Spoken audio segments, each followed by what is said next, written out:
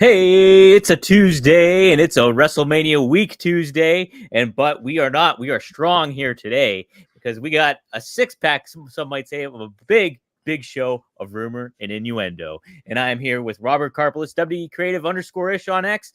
Robert, good to be back again with you, man. Nice to be back. We'll forgive Dom for that weirdly clumsy introduction. He's just excited to be here. I'm excited to be here.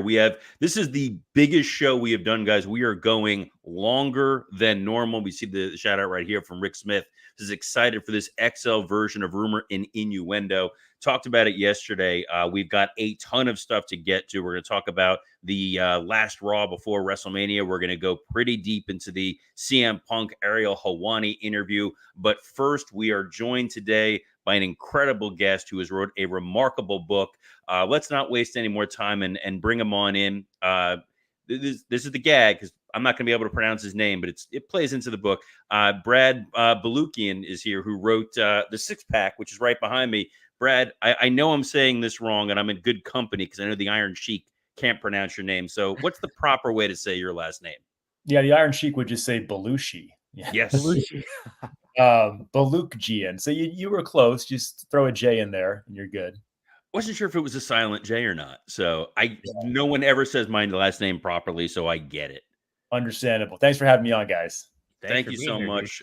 So right off the bat, we got the graphic up there. You wrote a brand new book, the Six Pack. I'm not going to do it any justice to give it the elevator pitch, so I'm going to let you kind of let the audience know at 40,000 feet what this book is, and we're going to dive in a little.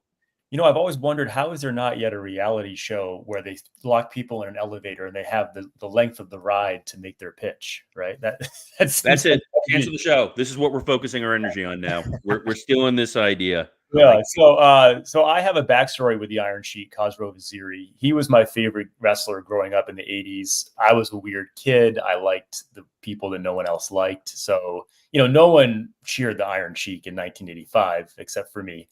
But I'm not the kind of person that would be content to just have my favorite wrestler. Like, I want to go the next step and get to know him. So I actually met him when I was in college at an indie autograph signing and kind of won him over because I knew so much about his career. And Kaz is the kind of guy that he loved his own story. So if you played into that, you're his best friend. So we ended up that first day kind of hitting it off and became friends and kept in touch. And then 2005, I left my job in a magazine where I was a fact checker to move to his suburb of Atlanta to work with him on what was going to be an Iron Sheik biography, which would have been a great book. But as you see, the first line of this book in the prologue is "The Iron Sheik just threatened to kill me."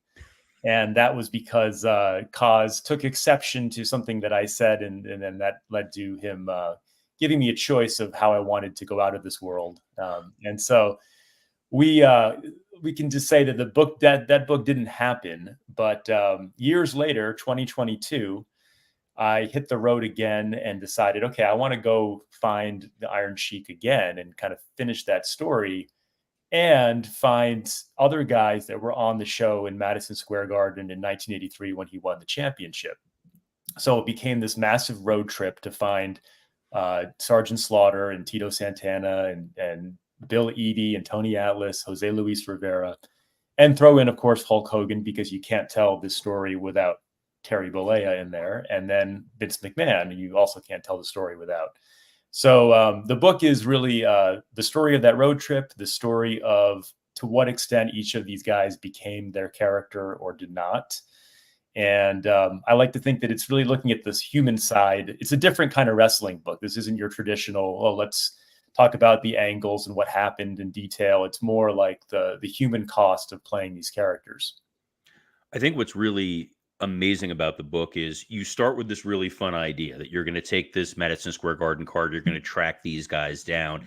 And a lot of these wrestlers are people that we as fans are familiar with. We generally know the stories and anecdotes, even some of the darker stuff, thanks to Dark Side of the Ring. So a Tony Atlas or some of the anecdotes about Jimmy Snuka. But what's great about this is it kind of merges into both a travel log of what's going on. And then each individual wrestler devolves into a totally different sub story.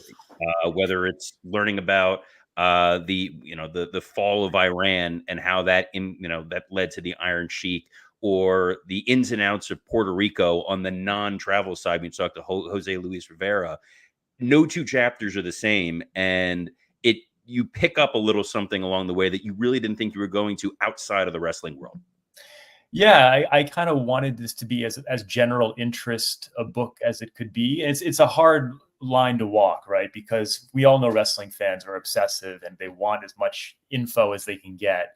And that's obviously my base. So I wanted to have enough new information to satisfy the hardcore wrestling fans, and I think we have that because the stuff where I was able to talk to the office executives from the WWF, Titan Sports in the mid '80s, people that hadn't been interviewed before, that's all breaking new ground. And then I wanted, if there's the average general interest reader who maybe they're going to read one book in their life relating to wrestling, I want to pull them in as well. And so I like to think that like this could be kind of the literary equivalent of movies like The Iron Claw or The Wrestler, right? Where you don't have to love wrestling to enjoy the film or the book in this case. Oh, no, that's definitely true. I was reading this. I was on vacation this past week. You guys all know that since I wasn't here Thursday and Friday, I flew up to New York, and I was reading the book, and I'm explaining it to my wife, who there's plenty of wrestling books behind me. She has suffered through hearing about some of them. And when I started telling her about the premise, she was really interested about it. I'm like, it's not, hey, it's Tito Santana, the wrestler. It's how this guy wound up becoming a school teacher, and the relationship that he developed with his son, and the complicated relationship he had with his father. So each one of the wrestlers takes you on a totally different journey. And I love that little slice of life that exists for each one of them. I also have to compliment you on the depths of the research that you go to when you go to their hometowns and you're talking to, I don't want to give anything away in the book, but like high school football players that played with some of these guys, or random people who run the local history museums who know the family and tell you about their fathers and grandfathers. So you really get a complete look about each one of the guys. Thank you. Yeah. And to your point about so much of it's all about establishing context for when you're trying to tell someone's story, right? So I really wanted to take like the Iron Sheik Hulk Hogan feud, right, which was a very, very simplistic. In 1983, if you were from Iran, you were evil, you were bad, and the fans just immediately booed him. And I wanted to take that and say, okay, well, let's look at the actual history of the relationship between Iran and the United States.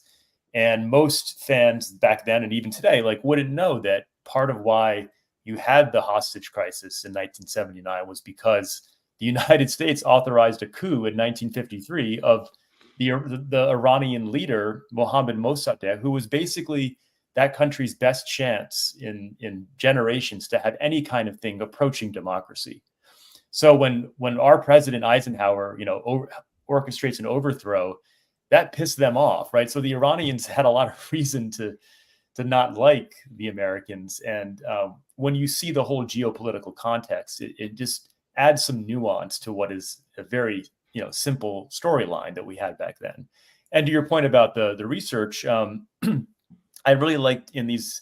I wrote a book about tracking down baseball players very similarly, where I don't want to write a book from my couch, right? I want to go out and I want to actually experience the places where these guys grew up and the people that they know, and then put the reader in my shoes so that it's as if they are there interacting themselves. And that's why I try to describe the environments that I'm in or talk about in detail the people that I'm meeting. I think what was really surprising on some of it was, especially when you interviewed Bill Eadie, and maybe this is just me being the attorney, but everybody knows, Demolition. Everybody knows Demolition is not in the Hall of Fame. There were lawsuits. People kind of have a loose understanding of it, but you actually went and you read the court records, and you were able to extract more out of Eadie than probably anybody ever has. Yeah, thanks. I mean, I think that's so. One of your listeners, viewers that are really hardcore wrestling fans will appreciate that. I was able to get the whole case file, and I actually got copies of documents that had never been digitized that I'm going to be putting up on my website, the Brad Pack, where you'll see like, this is how much Bill Eadie got paid for this show, and this is how much this pay-per-view grossed, and all these internal documents that the WWF, I'm sure, never wanted to have released, that only existed in one folder in a store, in a warehouse somewhere, that had never been put online. And so to be able to get that and to use that as research for this book, I mean, that was part of the fun. It's like you're kind of a detective trying to piece together this evidence.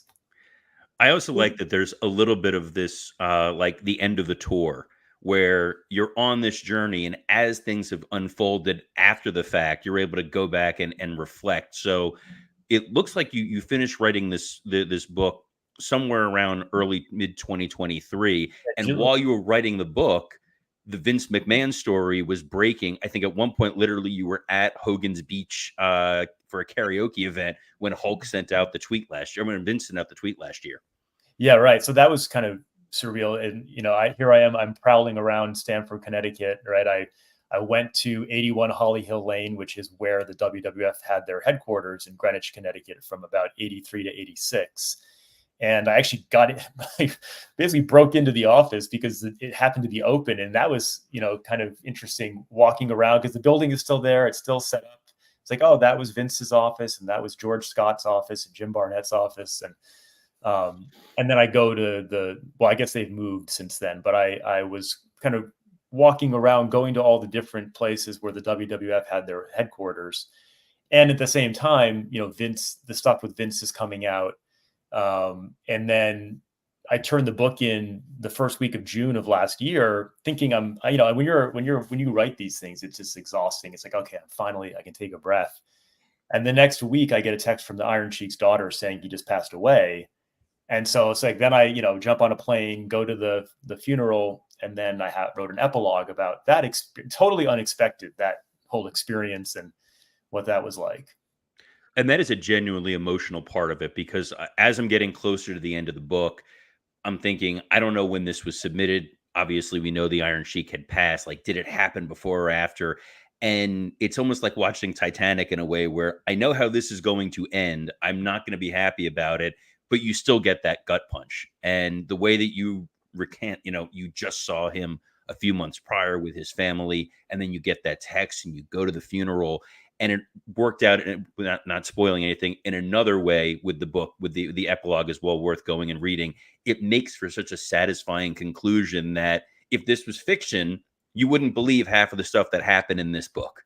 Right. I know the serendipity. It's like when I went to Tony Atlas's hometown, little town in Western Virginia.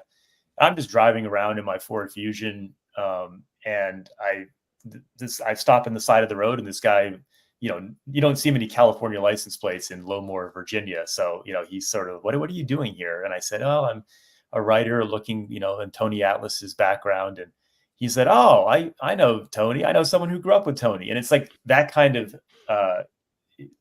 place, everyone knows everyone, but just the dumb luck of running into someone who could then take me to somebody else who could tell me stories about what Tony Atlas was like growing up. Yeah. A lot of good fortune there. Did any of that aspect of, being with the Sheik and your relationship you had with him and stuff like that, did it kind of jade you overall from that aspect of your wrestling fandom? And how did you kind of balance that, if so, with like kind of diving in and getting the different perspectives for the book? Yeah, well, I wrestle with that, pun intended, throughout the narrative, especially back in 2005 when I was going to try to work with him on a book, and he was, just addicted to drugs and not stable. And so it was very surreal that here's my hero, and now this has gone completely sideways. And so I kind of, think out loud about how to feel about that. And then it's the same thing when you meet these wrestlers and you get into all this personal stuff. Like, I think on the one hand, you lose a little bit of that distance of like putting them on this pedestal, but in a way, to me, it made me appreciate them more because they're just people, right? We get caught up in the show sometimes, and that applies to sports as well, where these guys become, more than what they really, and they're just people that are dealing with the same things that we all deal with. And so And that's kind of the approach that I took in meeting them or interviewing them was, asking Tony Atlas about his daughter, who he was estranged from for years, or, talking to Carol Vaziri, the Iron Sheik's wife, about when he's off on the road and she's having to manage the house and the finances for all those years, how hard that was.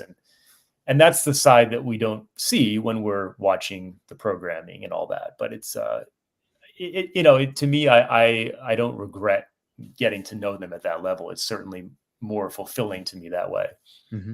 Yeah. I think it's also interesting because it shows all six of these men that you sit down with have sort of their version of not quite a happy ending, but not this really tragic end. They've found a level of peace. They found a level of comfort.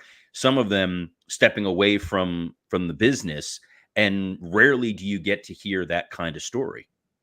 Right. And I think, most wrestling books are written by the wrestlers themselves or people in the business. So I like to think that, having a little bit of distance from that in my role as a journalist and a bit of an outsider, but also a wrestling fan. I mean, I like wrestling. In the book, I go and I do a day of training just to know what it feels like to take a bump and all of that. And that was a fun experience that gave me even more respect for what they do. But I think it's a different perspective than we're used to getting in these books, and maybe by having it told from the outside party's perspective versus the wrestler themselves, there's a little more neutrality or distance there. I noticed too that you dedicated the book to your father, who was not a wrestling fan. Talk about your relationship with him and going to shows with him when he's just not that into it. Yeah, well, it's funny because my first book, The Wax Pack, was all about fathers and sons, and I love baseball because my dad loved baseball, and so many of us love the things that our dad loves. That was the opposite with wrestling. Like he couldn't wait for me to grow out of it, and is still probably like, what is wrong with you? But again, what a great dad he was. He still took me to shows, even though he didn't like it, and so he would be up there in the nosebleeds in the Providence Civic Center, kind of looking around and probably rolling his eyes. And while I was just, shrieking for the Iron Sheik or whatever, whoever my favorites were. So I'm really grateful that he, still took me to those events and allowed me to follow it.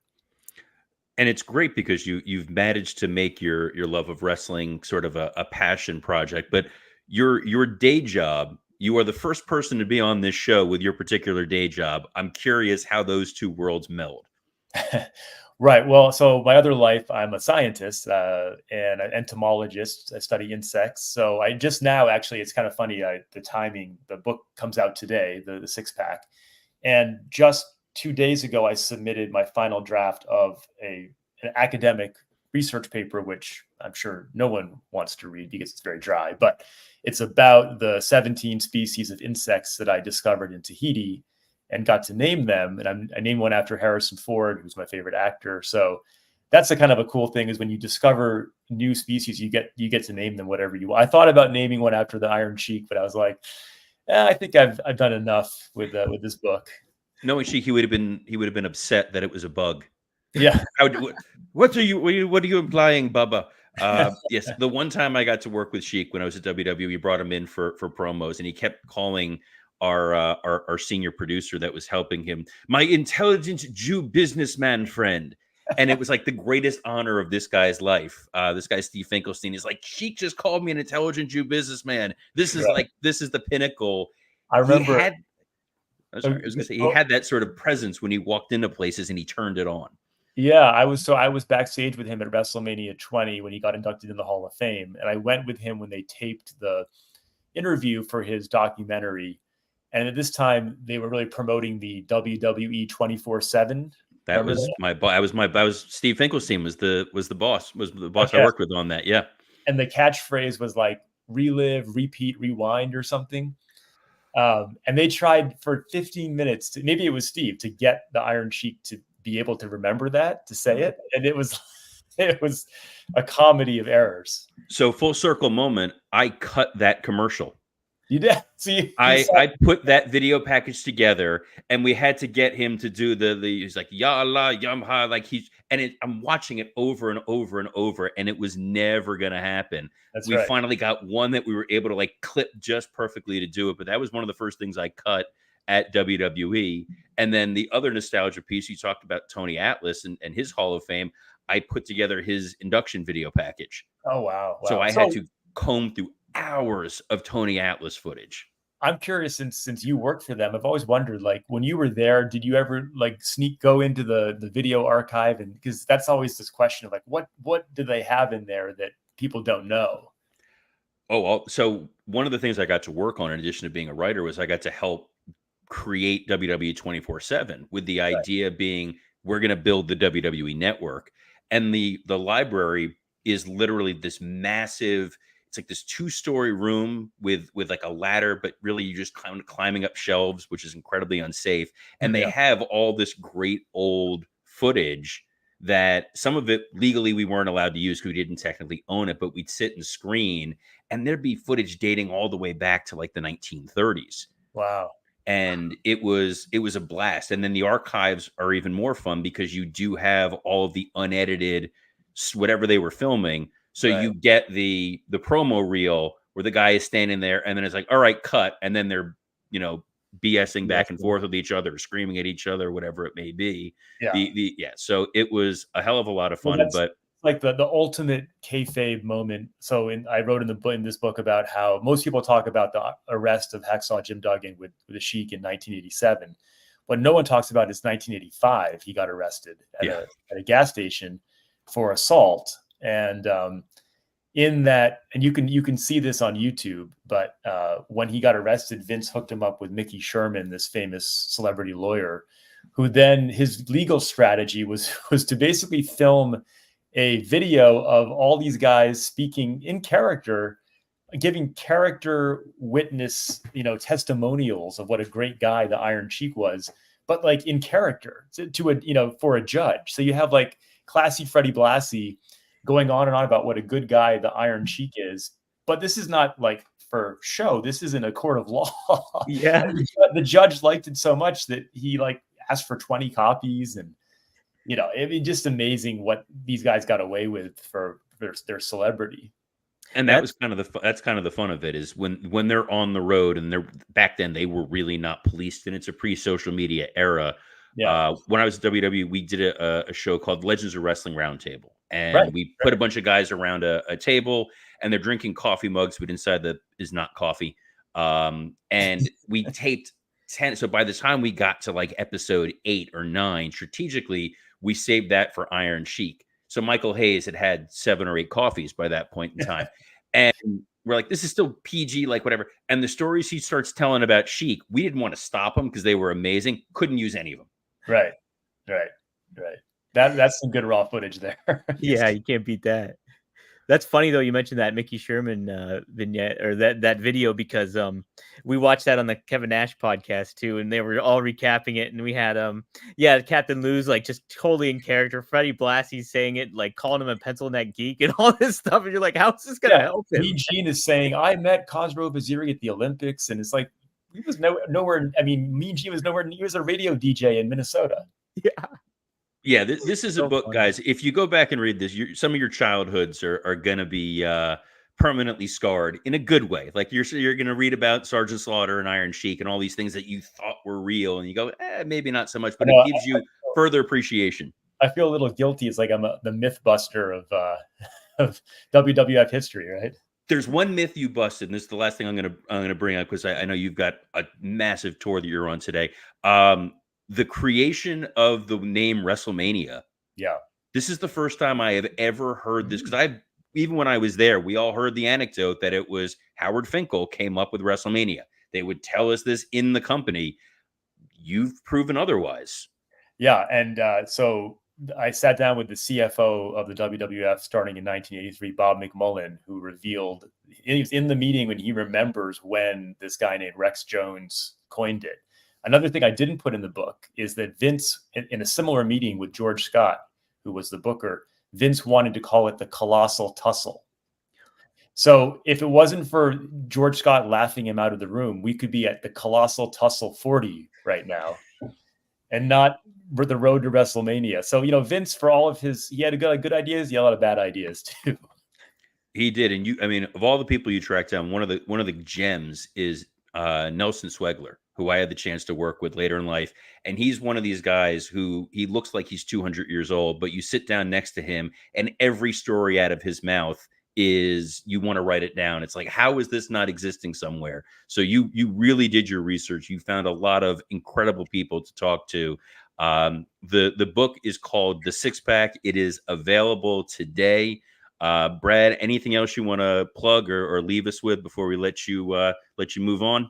Yeah. Also, if people check out the bradpack.com, it's my new website. So I've got, you can only use 5% of what you collect in doing these books. So I have all this additional material, deleted scenes, documents that I'm going to be sharing with people. So if you're into the wrestling history and you want more of that, please check that out. And guys, if you're in the Philly area too this weekend for WrestleMania, he will be at WrestleCon and he'll be Right, signing books and everything like that. So definitely be sure to check him out. Say hi get to say hi to him at WrestleCon. I'm gonna stop by, pick up a book, and it'll be nice to meet you, Brad.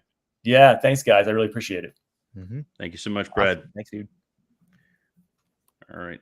Oh, now we got to reformat the thing. That was a blast. So I tore through this book in like 3 days. Yeah, I believe it. I've read a ton of wrestling books, and some of them are great. Like the Ringmaster book that's up there by Abraham Josie Reisman, I thought was one of the best books ever, and it just went so in depth on the history of Vince McMahon, and it was very kind of expose-ish. This is just it's like Jack Kerouac but for wrestling. How about that? Yeah. Can't recommend it enough. But we got a whole other show that we're going to keep plugging away and doing here, guys. This is an hour-long edition. This is an extended edition of Rumor and Innuendo because it's WrestleMania season. We got a ton of stuff to talk about. We do, Robert, plenty of stuff. Obviously, we're going to cover what happened on Raw last night. We got to really go into this informative, very revealing CM Punk interview he did with the Ariel Helwani of the MMA Hour. We're going to touch upon the Vince McMahon, Janelle Grant love letter that got released by the New York Post. We'll talk about the AEW releases and also Bo Dallas potentially returning too, and something that was a very intriguing tease going on. So, but Robert, yes, let's start on the wrestling aspect of things, and that's WWE Raw and what unfolded on that. The Rock opened up the show. Packed house in Brooklyn, and Roman Reigns added D to the end of Brooklyn. I did. I did. Brookland. I've been trying to be cognizant too of how I say WWE, but that's gonna take a little bit extra legwork on my part. You know what? But, it's okay because last night there was the commercial for the WrestleMania World, and Cody is on there, and my wife is like, "Why can't he say WWE properly?" Yes. And I'm like, "Yep." I'm like, "It's him and Dom." Yes, I'm going to have to talk to him about that if I see him. It's going to be a hell of a conversation. What a conversation. We can't say it right, Cody, me and you. Yes. People are constantly mistaking the two of you all the time. All the time. People are like, I didn't know you do a show with Cody. Yeah.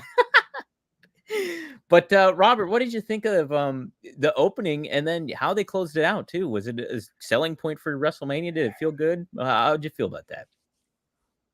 I feel weird saying I didn't love it, but we said this before, and you talked about it yesterday when we had Zach on. Zach, thanks for filling in for Dom, and thank you, brother Marcus, for filling in Thursday and Friday, even if there were F-bombs and pro Nickelback statements on this show, which was even worse. Even worse than the profanity was, we like Nickelback, we like Creed, and then you didn't pause and be like, nah, we're just kidding. We would never. That is the most incendiary thing that anyone has ever said on this show. Don't research that, Brad. Brad's a researcher. Don't look that up. Last week's Raw ended so perfectly. Cody bleeding in the rain on the ground, Rock standing over him. You're like, take my money. Here, it was a little bit of just treading water. It's The Rock going out and rehashing what happened the week prior, then showing vignettes of children crying over what happened, and then talking about how this is the largest gate in WWE Raw history. And I'm like, wait, what the hell's going on here? They bring out Roman and Bloodline. They don't really say anything of note. then Seth is in the crowd and he feels so much of an afterthought and so much lesser than. And then when he challenges Rock or he challenges Roman, and then they go, "You're getting Solo," it really lets the air out of the building. Yeah, that was kind of It's evident. we knew they weren't giving it away. This is an AEW. They're not giving away a blockbuster main event for free. But everything about this just felt like we just want to get to Saturday. We just want to get to Sunday. Nobody get injured. That's our mission statement. Yeah, I definitely can get that vibe, like, coming off of it. Like, it did seem, if you look at it in retrospect, the opening of it, Rock's just talking about, yeah, what he did. And then at the end, Cody gets some retribution. But yeah, it just kind of felt like what you typically do to kind of get set up for a big, big match like that. Well, it was also tough because the live crowd didn't know that Cody was not there because he wasn't medically cleared. So Yeah. Cole and Pat say that on TV, so expecting a Cody run-in early on in the night, but they were just kind of waiting, and it's just sort of Seth standing by himself. So I think there was a number of disconnects on this show, and I will forgive them simply because this is the biggest I made up a word there. This is the busiest production week of the year. I was talking with someone who's there currently on the production end and said, I remember when it's WrestleMania week, you don't go home, you don't sleep. Maybe you're sleeping on like a couch in one of the editing bays if you're in Stanford, and then you're on the road and it's just nonstop. And they have television shows every day of the week and specials and all kinds of other nonsense that I think if they would have sharpened the pencil and paid a little bit more attention, this Raw would have been slightly more coherent than it was. Yeah. Well, let's is there anything else you want to talk about in regards to those segments and anything like that? So in the main event, mm-hmm. I get you wanted to tease what Bloodline rules were. In their mind, I can see them sitting there saying, we want to make sure the audience understands what Bloodline rules means and what the consequences of this sort of match are.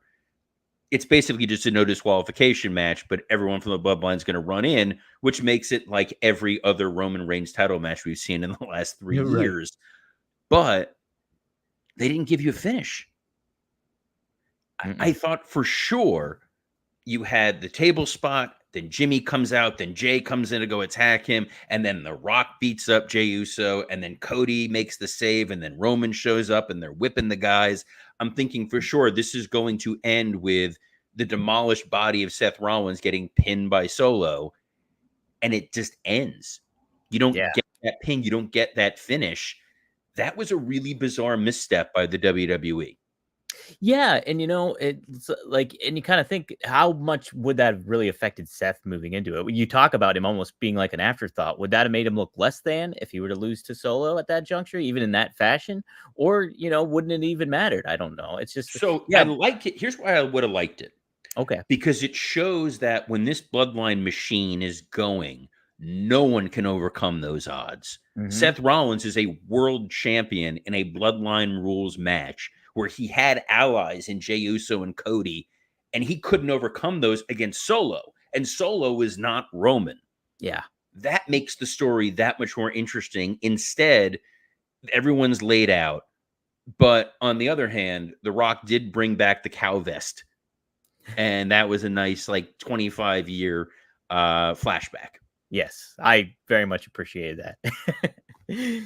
No, that's a great point, Robert. I think, them hammering the point home of hey, this is what could happen on night 2 of WrestleMania. Better beware, because if it is, Cody could be done. And so, I think that is a pretty good misstep on their part, having that. But something that might be a misstep, might not. I want to get your perspective on this. They made it official. Roman Reigns will be inducting Paul Heyman into the Hall of Fame. Do you think he's the right man for the job, being in Philadelphia with all that? I really hate being the negative guy because it's WrestleMania week. This is the best week of the year. I'm guessing what it feels like being built up to Christmas. As a Jew, it's like it's Hanukkah. It's like the build up to In Your House. It's not as exciting. But Roman going out there and inducting Paul Heyman, I had said I wanted to see it be CM Punk because I think that would have been really interesting. If Roman goes up there in character and he's delivering the promo, it does a disservice. If Roman goes up there not in character, and it is an endearing story about Heyman's relationship with his family, going all the way back to Afa and Sika, and extolling all the virtues of all the great things Paul Heyman did, it runs the risk of endearing Roman to that audience. And then when he comes out, they're like, hey, this is the guy who just gave this great speech on Friday. And you can't do the whole, all right, on Saturday I'm Roman, but tonight I'm Joe. It doesn't work. So I feel like we're building more storyline than anything else for this. I really would have preferred for it to have been CM Punk, which would have fed its own story, but you still could tell it what it is there.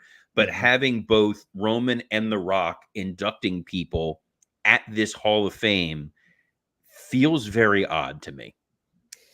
Yeah, when he made that announcement, I was like, not let down. I was like, okay, it's gonna be good. Roman's a talker and all that stuff, but you think about that aspect of it. Okay, how much of the story is gonna overshadow the aspect that, hey, we're in Philadelphia too, and this is Paul Heyman's like cutting ground basically for ECW and everything like that. So are we gonna get that difference of, okay, maybe the Roman might be storyline based into it, but then is Paul Heyman going to be able to connect with the fans on that level that he has the history with the city with?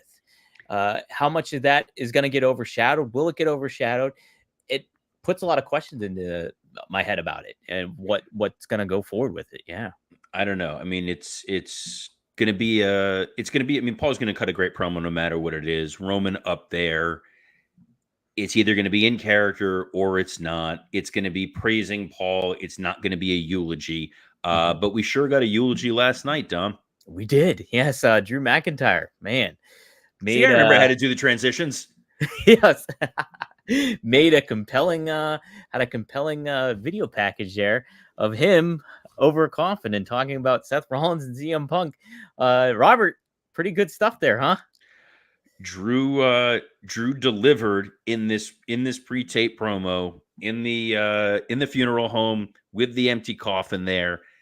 He was able to take the shots at Punk. He was able to then pivot and take the shots at Seth Rollins.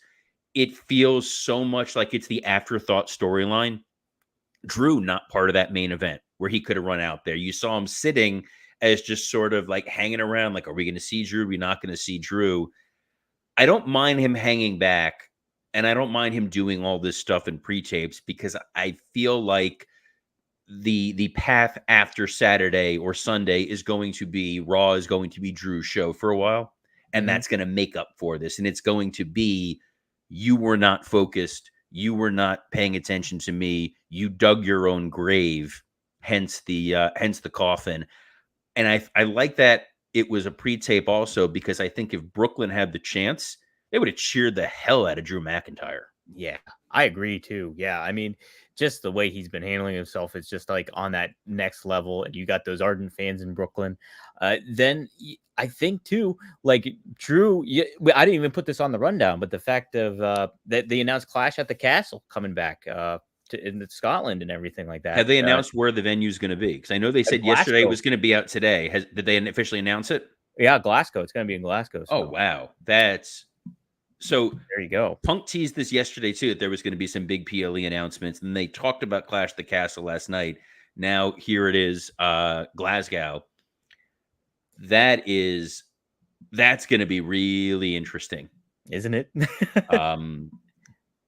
Dream booking scenario, if you needed to step into that, is I would kind of love the idea of Drew winning at Mania, and then we get Drew and Sheamus at Clash at the Castle. Wow. I think that would be a rabid audience. Those guys obviously longtime friends. Haven't seen Sheamus on TV for a while. Be a nice way to reintroduce him if that's what's in the cards. But Sheamus been off TV. He would need to do a lot of training. That's right. Somebody that got a little bit of extracurricular training in was Sami Zayn, working with Coach Chad Gable. Another compelling pre-tape that was going on. They went down to the Performance Center, and it was a very engaging thing. It kind of really tuned you into Sammy's, gave you these Rocky vibes heading into Philadelphia. So, Robert, yeah, what'd you think of that? A lot of Rocky vibes, a lot of Rocky 4 vibes. Shout out to, Jeremy Borash and the crew who put all that together. I like that they played it seriously. There was Yeah. that one scene where Chad and Sammy are watching tape and they're studying, and he's like, if he goes for this, you do this. Like, it felt genuine. I joked online last night, I was waiting to see him like chase a chicken, like that Vince Shane training montage, but I loved it. I thought it was effective. What was less effective was the match, the Bronson Reed Sami Zayn match, because the two messages that Chad was trying to impart in Sammy was maintain focus and pay attention to your opponent. And Sammy not only did not maintain focus and he got distracted by Gunther, but during the match, he kept trying to do power moves. And even Cole was like, I don't understand why you're trying to do that. This man is obviously much larger than you. What are you thinking? So they broke their own logic, unless it was intentional. I'm hoping, I will, again, eternal optimist this week, guys. I'm hoping that this was intentional, that they're really trying to misdirect you. But if not, left hand needs to talk to the right hand, and what they're doing there, that was a little sloppy. Yeah, that kind of did not line up with what we saw earlier, like right before the match. Cool visuals, though, of Gunther coming out attacking both of them on the stage and stuff like that. That presented some cool looks and stuff like that. Sammy kind of fighting through it, showing that was a nice little touch. But yeah, I mean, definitely could have been executed a little bit better. In regards to Raw itself, overall, we also had Becky and Rhea. They recapped Becky running in on Rhea during the Ariel Helwani interview. Yeah, Robert, give me your thoughts on that too. Less is more. That's why I like this. This was Becky coming out. She wants Rhea. Pierce tries to block it. Rhea blows right by him. They try to go brawl. They got the security. Then they're brawling in the back. There were definitely a lot of stiff shots. And speaking of stiff shots, guys, if you're looking for your stiff shot in the bedroom, may we recommend our friends at Blue Chew. Yes, this episode is sponsored by Blue Chew. Let's talk about sex. Guys, remember the days when you were always ready to go? Now you can increase your performance and get that extra confidence in bed. Visit BlueChew.com.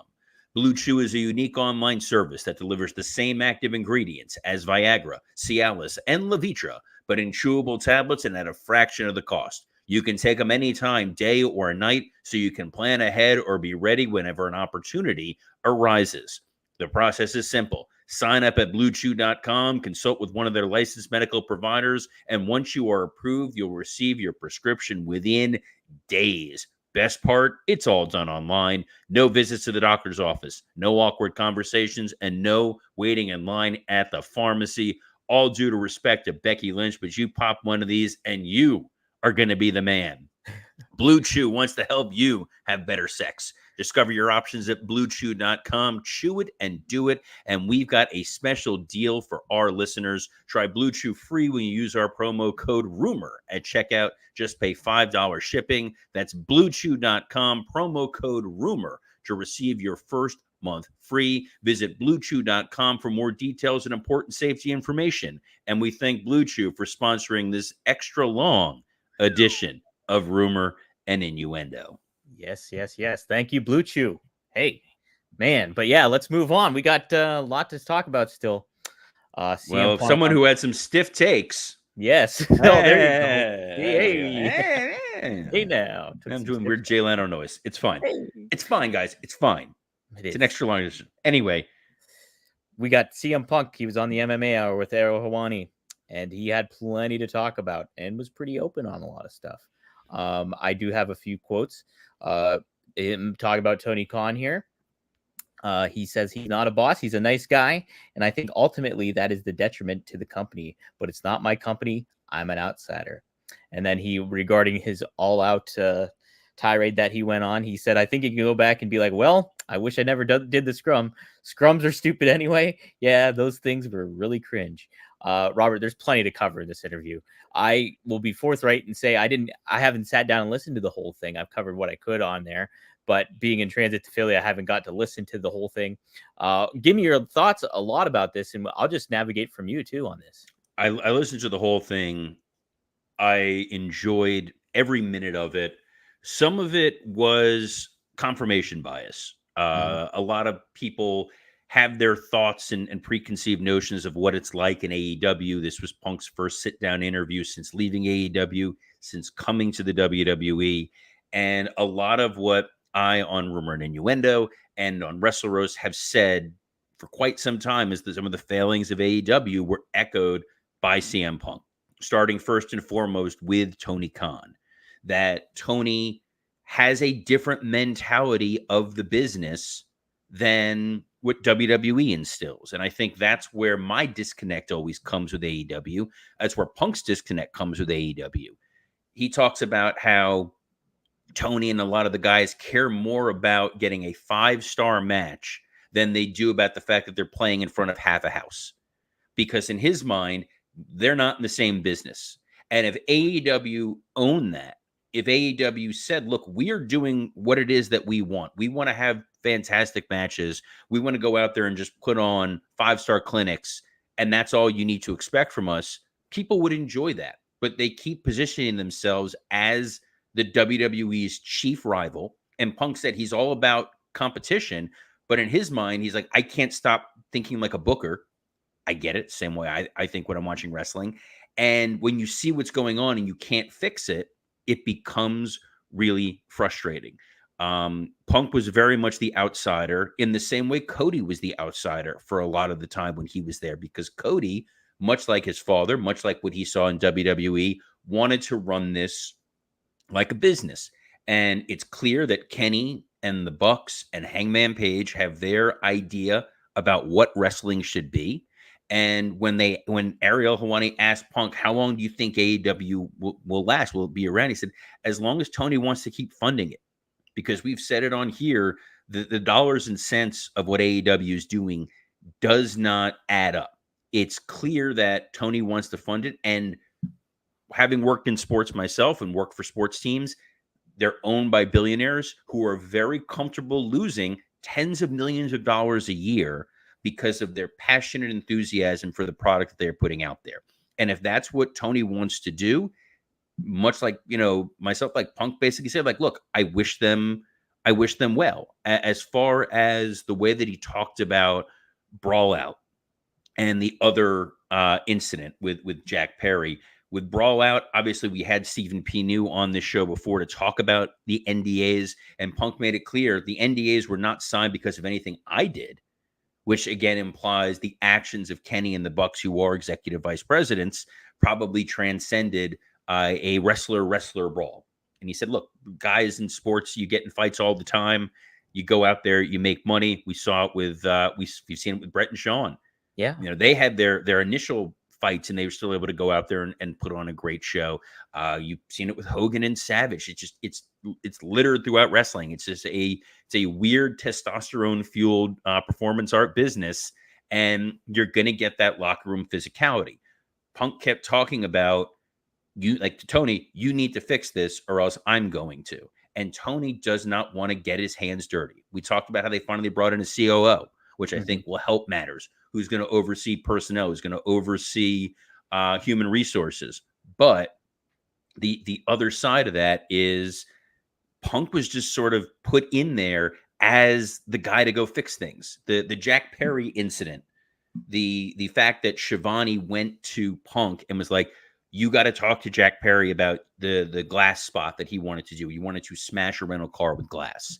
And Shivani told him no. Jack Perry told him to F off. Mike Mansouri, who is a brilliant guy, I consider Mike a friend, he told him to F off. He was telling the doctor F off. And Punk had to be the one to go in there and tell him to knock this thing off.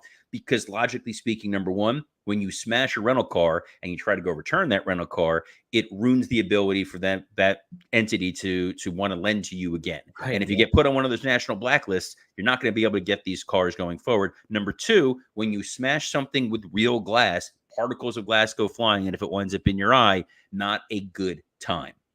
And then when Jack Perry did what he did at All In, the way that Punk talks about it, and guys, Punk is no angel.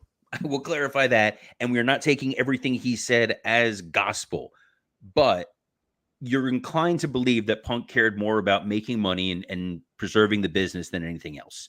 And his frustration that Jack Perry chose to make an angle that was going to play to the internet crowd, as opposed to the fact that you're in basically a sold out Wembley Stadium, easy for me to say, shows they ain't paying attention to what they need to. And he says that the fight between him and Jack Perry was a lot less than what it was probably made out. He also said that he quit before he went out for his match. Conflicting timelines with Tony and them saying that he was fired. It sounds like he just wanted to put a lot of that behind him. He talks about the Hangman Page piece, that Page, cut that kind of shoot promo on him in the ring. It sounds like this was stemming from a misunderstanding that Hangman felt that Punk got Colt Cabana fired, which he didn't. Colt was not fired. And he's like, look, I get the whole sticking up for your buddies thing, but this was the first $1 million house that Hangman Page was going to be headlining. They spent all day working on their promo, which is not usually how Punk works, but they worked it out. And then he goes out there and does this. And like, okay, well, now you're jeopardizing everybody's money. That's when you realize this thing gets petty and stupid. Yeah. And there really was this insane frustration on this guy's part of, I just want things to be good. I just want to be able to go and do what it is that I want to do. I'm old. I'm cranky. Leave me alone. The timeline that he laid out for when he came back to WWE, how he, finalized stuff with Nick Khan like Thanksgiving week right before Survivor Series was really fascinating. The fact that they didn't know that he didn't have a non-compete. That he's like, I can work right now. And they're like, wait, really? It's baffling. It feels like a guy who he's finally getting his flowers in the WWE. People are coming up to him saying, look, your pipe bomb promo, the things that you pushed for, we have all this now. This is a utopian society. And I think that's kind of the theme that you get if you read the Six Pack. You go and you read about what the WWF was like in the early 80s and how much of a mess, for lack of a better term, it was there. And it took people speaking out and stepping up to make things work. And Punk did that and never got the fruits of his labor. And then when he went to AEW, where it should have been sunshine and rainbows, it was a living, breathing nightmare. Right. And rather than have a knee-jerk reaction to it, I really hope, Tony and the folks there listen to what he's saying and see that there is a path forward for them to be successful, because I believe that there is, if they're willing to kind of put their egos to the side. That's the thing too. Yeah, and he mentioned that too. At the end of that Hangman quote, he was like, I drew that, not you, and that's egos, it is what it is. But he also mentioned too the showing up at Raw that one time when he was still with AEW. And he's like, oh yeah, people in AEW were mad. I think the word betrayed was used. I was like, all right, man, as a company, you're allowing people to go on other companies' television shows to do things. I went backstage to say hi to friends, two completely different things. So if you're going to be mad about it, okay, it just kind of speaks to kind of the mentality sometimes, it seems, how some of those people at AEW might have thought. And I want to sit down and check out that interview because it's from all accounts, it's very, very fascinating. So it's worth sitting on. I mean, I could do another hour just on that, but I'm not, because we do have some more stories to get to. And we only got 7 minutes left in this extended hour-long edition of Rumor and Innuendo. Appreciate you guys extending your lunch break with us.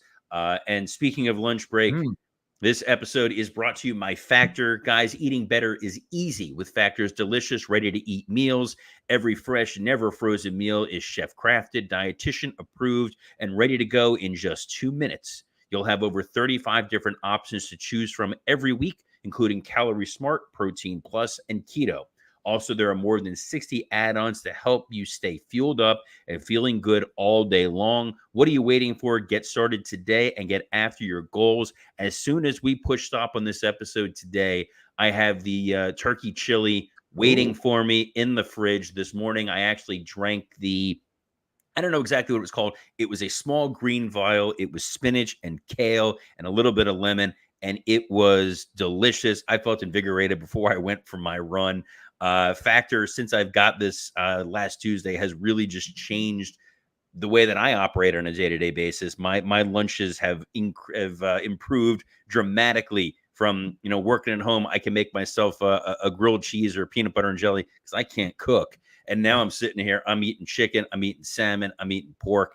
It's tremendous. Guys, you can head over to factormeals.com/rumor50 and use code rumor50 to get 50% off. That's code rumor50 at factormeals.com/rumor50 to get 50% off. And when you save all that money from your Factor Meals, go pick up the six-pack. Hell of a book. The only six-pack that you should be enjoying this week before WrestleMania. Save up, because when it's Mania itself, I'm sure a couple of you are going to have a cocktail or two. Yeah, maybe several. Someone who needs a cocktail right now is probably Vince McMahon. Probably, yes. The new article from the New York Post has issued a love letter that Janelle Grant allegedly wrote to Vince McMahon in several pages. She goes into some detail. I guess she pulls some quotes from GQ, pulls some quotes from an old movie, maybe certain things like that. But either way, her attorney issued a statement too. She said, frankly, it's pretty disgusting that Vince's weeks late attempt to defend his horrendous behavior he claims to this day never happened, is to try to showcase letters that Vincent Sells coerced her to write, Callis said. His psychological torture of her continues, as is typical of abusive predators who respond to women speaking out with increased threats. While Janelle isn't a stranger to his intimidation tactics, this is a new low even for him. Robert, having that lawyer nose and that perspective, what do you think about all this? Just want to clarify, lawyer nose was not meant to be some sort of a slur, but no, I'm joking. I'm sorry. No, it's fine. It's fine. This is what I said all along when this story first broke, that Vince's defense was going to be this was a consensual relationship, that he loved her, she loved him. This was not someone that he was keeping under his thumb or was threatening her with destroying her livelihood, that they were a perfectly normal couple involving a married man and a woman that he's hired on his payroll that he lends out to his friends and occasionally defecates on. This love letter is his proof of saying, look, my God, she loved me, which can help in some of the defenses in terms of what some of the charges are. The fact that they're trying to say that she was coerced into writing this, one of the attorneys in the article, in the New York Post article, kind of points out Janelle Grant had 65 pages of accusations against Vince. They were very detailed, very thorough, demonstrating the manipulation, the coercion that happened. And at no point in there does it say that she was forced to write a 2,000 word manifesto about how much she loved Vince. So they're trying to say, look, this is genuine, this is real. Not saying that that's the case or that's not the case, but it's very much turning into that he said, she said, which is the kind of argument that Vince and his legal team really needs to hope work, because otherwise is incredibly damning. Real quick, in that Punk interview, he was kind of the most blunt about a lot of the Vince McMahon stuff, and he likened it to the Chris Benoit murder. And I completely understand that, because having worked with both Vince and Chris Benoit, it makes what they did so unfathomable at one point. But when you take a step back and you think about it and you look at it, especially with the Vince stuff, it's like there seemed to be something going on with him on a personal level. In Brad's six-pack book, a lot of the people he interviews that work with Vince, whether it was the wrestlers or people on the corporate end, all say similar ideas. This was a guy who you could admire his business acumen. You can marvel at the company he built, but the way that he behaved opened up a lot of questions. And that's even before we knew kind of the depths at which this goes. Mm-hmm. And that's not even counting Colossal Tussle either. So another thing to think about. But yeah, unexpected to be released by New York Post yesterday. But yeah, wild WrestleMania week it's been already. We'll touch upon this real quick, Robert. AEW releases, they released several names. I won't go through them all, but there's Jose the Assistant, The Boys, Stu Grayson, Parker Boudreaux, Slim J, Anthony Henry. Names you don't really associate AEW with because they haven't really been on TV that much. Maybe ROH, but according to PW Insider, currently evaluating their talent roster and making cuts to benefit both the company and the talents. So what do you think of that? I mean, just kind of seems like it's been due coming almost, you know? You never want to see somebody lose their job, especially in wrestling, because there are you can survive on the indies. Absolutely, you can put together a hell of a career out there. But when you're working for a WWE or an AEW, you know you have that guaranteed paycheck. It's sort of a different mentality. I think AEW, looking at the number of people they have on their roster and giving these folks an opportunity to ply their trade elsewhere, is noble. Some of them, like Parker Bordeaux, the mini Brock Lesnar, it didn't work out for him in WWE. He was used sporadically in AEW. At one point, he was part of Swerve's group, and then he left. So maybe he's going to go pursue something else. Dasha being let go, I think she's really good. I think she's a great ring announcer. I think she will definitely find her footing somewhere else. And Stu Grayson, constantly being fired like he's Billy Martin, is like the weirdest running gag that exists in Tony Khan world.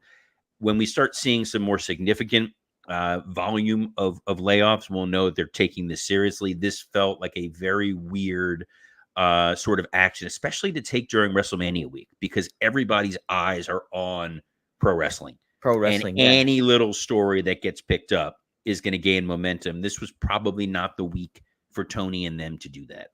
Yeah, no, it's tough. You don't want to see anybody lose their job to that effect. Yeah, AEW roster is so bloated and everything like that. But yeah, just WrestleMania week, everybody's excited about stuff that's happening. You don't want to see people kind of lose their jobs at that point too, either, that juncture. So, Robert, we'll cover the Bo Dallas news. I think tomorrow will be fun to talk about that. But yes, man, I am here in Philadelphia. I am going to be covering everything this week. So guys, be on the lookout for that. We'll have some exclusive stuff on the Rumor and Innuendo YouTube channel for ad-free shows. And yeah, Robert, you guys just released a new Wrestle Roast coming up, huh? Yes, there's new Wrestle Roast with a new producer on our show. Familiar voice to some of you, Mr. Dominic DeAngelo is now part of the Wrestle Roast family. I was not on the episode since I was traveling, but we'll be back this week on Wrestle Roast. Dom, you got a bunch of other podcasts and places people can find you. So where else can they hear your unique voice? Oh, well, thank you. You can hear me on One of a Kind with RVD. We had Mustafa Saeed, the gangsta with New Jack, be our guest on there, and it was great. Our longest episode to date, actually. So we cover a lot of ground on there, from Jim Cornette. We talk about New Jack. We talk about Rob's relationship with Mustafa, his philosophy on some of wrestling, and how he handled himself throughout his career. Really great stuff. And then, hey, we just there's a big announcement: the launch of the Four Horsemen Network. Greg Gagne with Straight Talk with the Boss, Magnum TA, and Greg Gagne is now on the Four Horsemen Network. So you guys want to check it out, go to Arn's YouTube channel and be sure to check it out. That the new episodes will drop there, new clips will drop there. It's going to be a fun collaboration over there with Arn the Enforcer, and we're going to cover a good amount of wrestling history over there. So be sure to check that out. And yes, Robert, this is fun. I'm glad to be back again. It's nice to have you back. It was great having Brad Balukjian joining us earlier today. His book, The Six Pack, came out today, so you can get that on Amazon.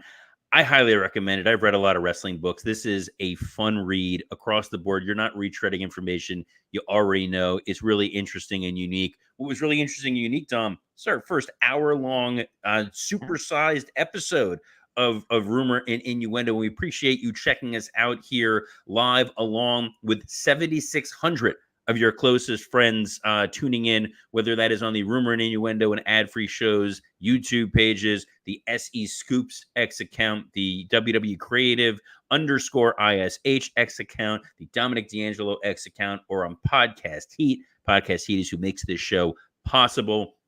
If you missed this or any episode, or you want to go back after you read the book and catch those little Easter eggs, our show is available in audio form wherever you get your podcasts, on iTunes, Spotify. When you go there, throw up a 5-star review, write a nice little note. We love to see it. Guys, it is WrestleMania week. This is the best week of the year to be a wrestling fan until next week, when we get to start thinking about WrestleMania 41.